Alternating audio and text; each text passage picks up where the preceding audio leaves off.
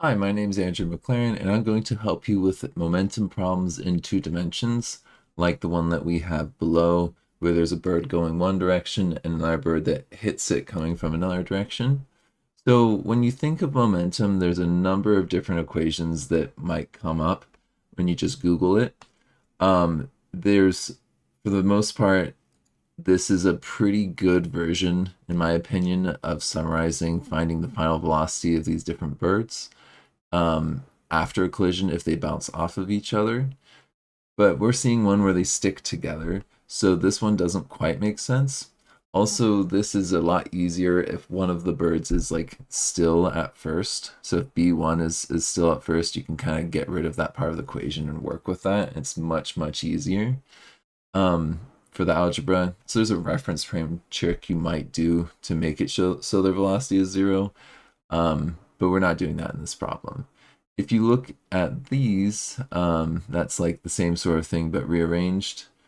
And if we wanted to look at two objects moving together, it is going to be something more like, let's see, if we're having them doing an inelastic collision, I'm not really seeing a good summary of the equation here. So we can see that if you've got the two objects moving together, then you're going to need to consider their momentum being conserved. So you might have the first thing's momentum plus the second thing's momentum, and then coming together, they've got their momentum together. So it's easy if the second one's velocity is zero because it kind of simplifies the equation down. Um, but this is doable with both of them having momentum. So the closest thing that we have equation-wise is something that looks kind of like this, where you got m1 v1 plus m2 v2 is equal to m1 plus m2 because now they're moving together. And then we're going to do this as v total, or you could call it v3 if you would like. And you could also think of this as mass total as well. But that only works for if we're talking about a linear collision. So we have something that's in two dimensions. So if you just plug in these numbers, your total value is not going to be what you calculate. If you were just plugging in the numbers, like the speed here with the mass and this speed here with the other mass. So what we want to do is think about this in terms of like if this was only in the x or the y and work with this equation with the components. So we want to think about this as components. In other words, you can think about like the shadows of the motion, like if you had like a spotlight straight above and you were to see the speed of that shadow before and after, that momentum should be conserved as well. So we need to break this thing's motion down into said components. So if we have the that first bird's velocity, you can have that, we're going to call that v1. We're going to need to break that down into a v1 in the x and a v1 in the y. They've also given us this angle right here of 35 degrees, which will be useful, and the initial velocity of 28.0 meters per second. If you were trying to solve this, it's very useful to use our trig functions, so ka, toa. And there's a couple different options. I know that I'm going to need to get x and y, so I'm going to be having to solve for both of them. If they've given us the hypotenuse here, I'm going to label this as my adjacent and this is my opposite. And so if I wanted to work with my sine, I could have sine theta, which is equal to my opposite over hypotenuse. In other words, sine of 35 degrees is going to have the v1y on top over v1. We actually have the v1y, so I'm going to write that in. and then we can solve for v1y. Now, I do really recommend doing trig functions written that way because people will accidentally flip the numerator and denominator while doing the math. And also, don't assume that sine is what you always use for getting y-axis, because this angle that they might be giving you might not be relative to the vertical, it might be relative to the horizontal. That's a very common thing that you see in these types of problems. So just be careful with that and actually write out your trig functions as opposed to just assuming that one trig function will give you one component. So if we have sine 35, that's 0.573 or so, and then we times that by, I'm seeing times that by 28, and that gives me a number of about 16 point, what is that, 06 meters per second. But in the context of this problem, I'm thinking of that as probably like a negative 16.06 meters per second, just because it's going downward. So direction is important for vectors and components. So if I work with down being a negative number, I probably should label that as a negative there. Then in addition to that, we've got our cosine, which is adjacent over hypotenuse. So if we've got cosine of 35 degrees, that's going to be equal to our v1x over our v1. So I'm just kind of referring to the diagram to figure out what goes where. We had v1, which was 28.0 meters per second. We also have v1y, so we could have used the tan function here, but we're using adjacent over hypotenuse just because that was the number provided, and it's slightly more accurate to work with numbers that are provided. And I'm going to give like an extra sig fig or two on these numbers because we don't necessarily want to round too early. Usually in physics, rounding a little bit is not going to throw you off that much, and teachers give credit for that. But if you add like 2 extra sig figs on to your calculations, that's usually pretty safe. 1 covers it most of the time, 2 should cover it like pretty much every single time. Okay, so we're getting, what is that, 22.9.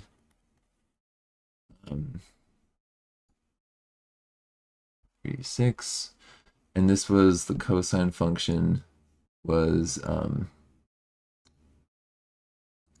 just going to do that again. 35 cosine is about 0.819. Yeah, so this is about 80% of that number. So I like to just confirm that easily with a small calculation of the trig function just to see that I have plugged things in correctly. So we can use this equation that we had above, but we're going to need to do that for the x-axis as well as the y. So if we think about this in terms of the x-axis, we can see that we've got our mass times its velocity in the x-axis for the Falcon. I'm going to do that in green because we got the v1x in green, so we've got that 22.936. I'm going to think of that as a positive number in meters per second, and times that by its mass. So that was 0.90 kilograms. And then we're going to work with the other masses there. I think I was doing this, this orange color. Mass and its velocity in the x-axis. So this other bird was just moving in the x-axis. If it wasn't, we could break down its motion into vectors as well and do the same sort of thing as what we were doing with the Falcon. But luckily for us, this is just going directly to the side. So we can just take that 7.00, which I'm seeing going to the right. I'm going to think of that as a positive number. So these two momentums are kind of working together. So direction is very important in these types of problems. And then its mass was 0.325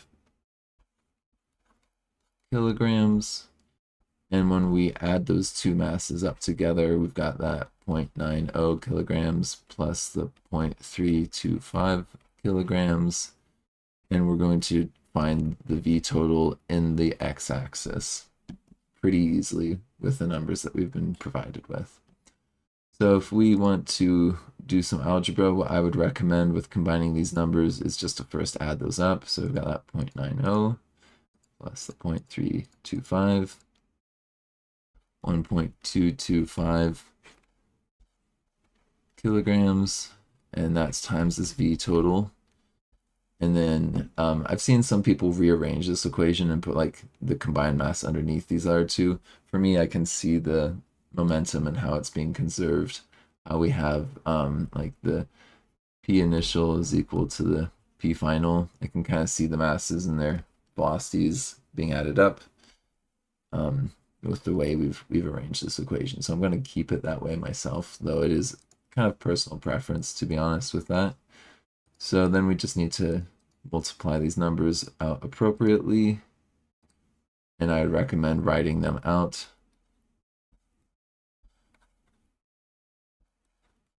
So that was what we got when we combined those two right there.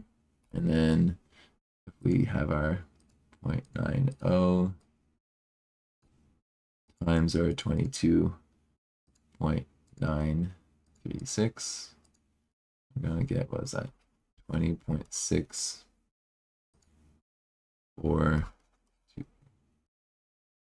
4 kilograms meters squared. I'm just keeping the units so that it makes sense to me when I cancel out units later. So we've got those two numbers there. They're the same units. We should be able to add them up.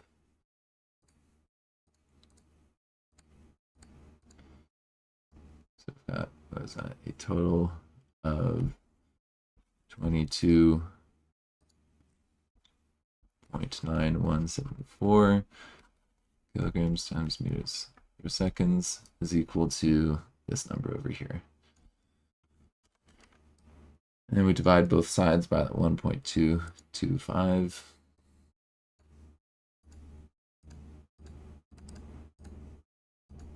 And we're getting a VTX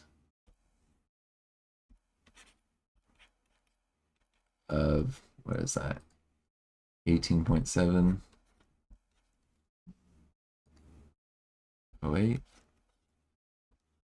meters per second in the x direction.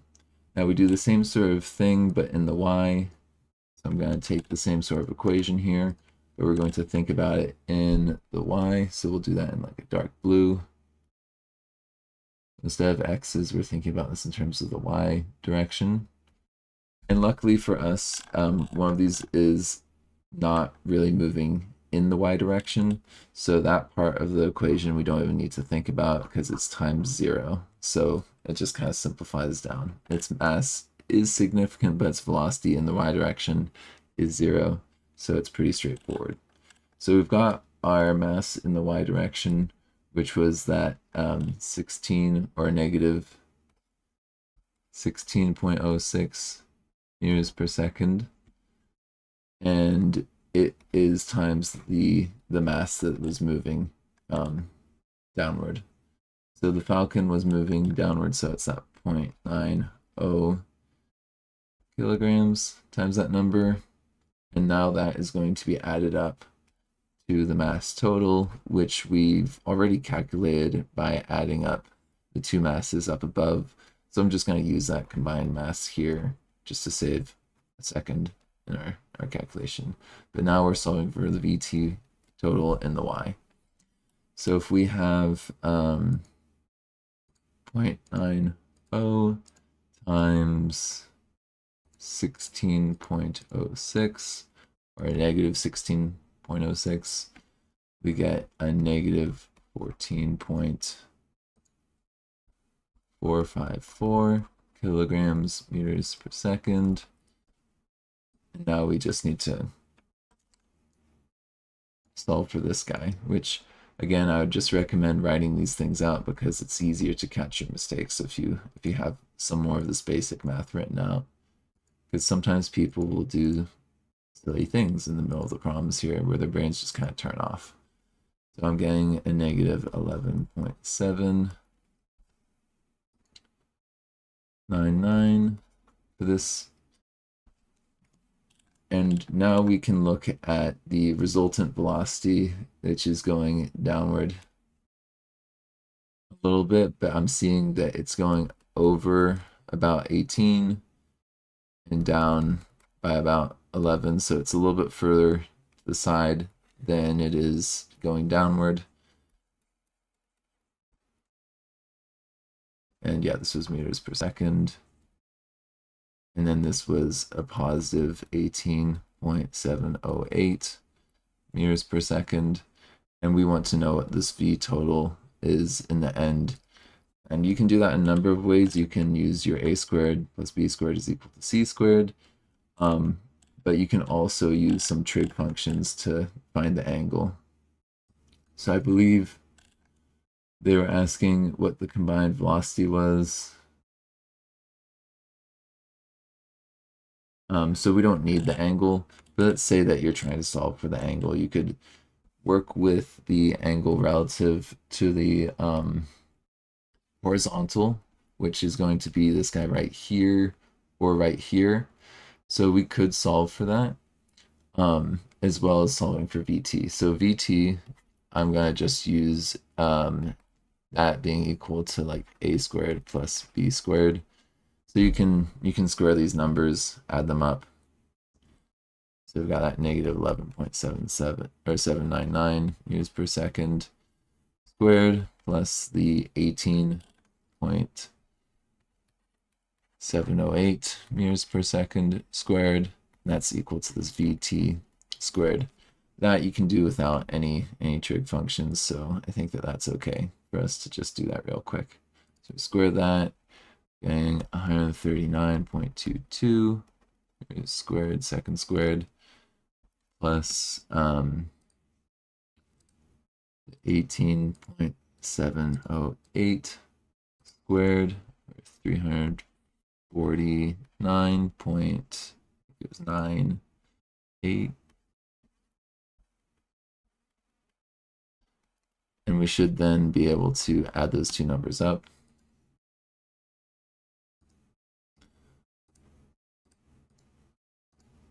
And square root it. So 489 point, what is that? 2.9. Got that. It's equal to the VT squared. So VT is equal to just the square root of that, or 22.11 meters per second. And then if we wanted to do the trig function, if we wanted to get this angle theta, if we're doing our TOA, we do have a adjacent and an opposite angle right here. So tan would be appropriate to use to find this angle pretty easily. So we've got tan of our mystery angle, which is equal to our 11.799. And you could see that there's this other triangle that we could be doing with this vector, or it's kind of like this. You could be working with that positive 11.799 and the 18.708, just kind of like as positive numbers in the triangle. This is kind of going up and that's going to the right. So you do want to be careful with directions in these problems. You could imagine just kind of flipping this number like so that it's the same sort of triangle, but kind of like that. And you'd get the same angle here if you're working with the positive number. If you're working with the negative with the tan function, it's going to be something that you need to be kind of careful with, because it can be kind of confusing, the number that you're getting there, and you have to think about it. So if we have that 11.799 divided by 18.708, got that, which the tan function is equal to. If we do the inverse of the tan of that, we get 32 degrees. So our theta was equal to 32 degrees in this triangle. So it's 32 degrees downward. If you do instead of 0.6, what was it? 0.63. So if we do, instead of 0.63, we do a negative 0.63, and you do your tan function, it's going to give you a negative angle. So that's kind of like what we're seeing here. If you're thinking about this as a negative number and that being positive, the angle is downward. So you just need to be a bit careful about that. So this is 32 degrees south of, or downward of horizontal.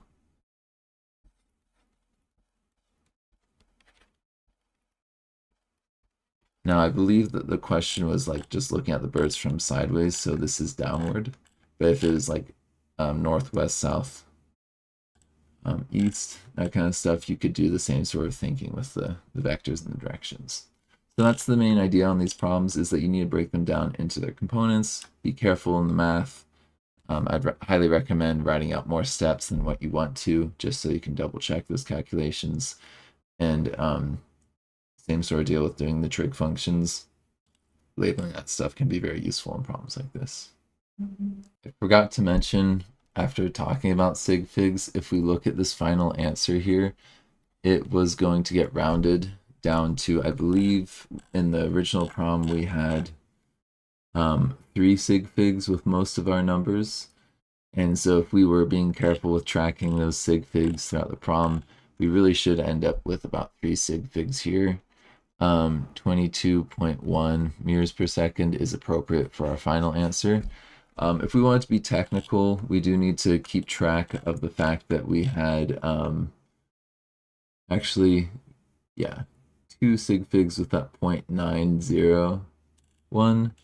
And so that is going to limit our sig figs in our calculated numbers down to 2 sig figs. So it's actually slightly different than 3. It's going to be actually just two sig figs in our final number there. The other ones kind of get overshadowed by the fact that this is limited to 2 sig figs. Now I believe the 18.7 should have 3 sig figs that are relevant to it. No, actually, it also gets limited to the 2 here. Now, this number right here is accurate to 3 sig figs, but we get limited to 2 by that earlier calculation. So both of our V's, the total, they're limited to 2 sig figs here, meaning our final answer should have 2 significant figures in it, which is definitely not the focus of this problem, but if your teacher's a stickler for sig fig rules, then you're going to need to be careful with that. Though standard deviations is a much better system for actual measurements and their level of accuracy. This is just a thing that is emphasized a bit more in some classes than others.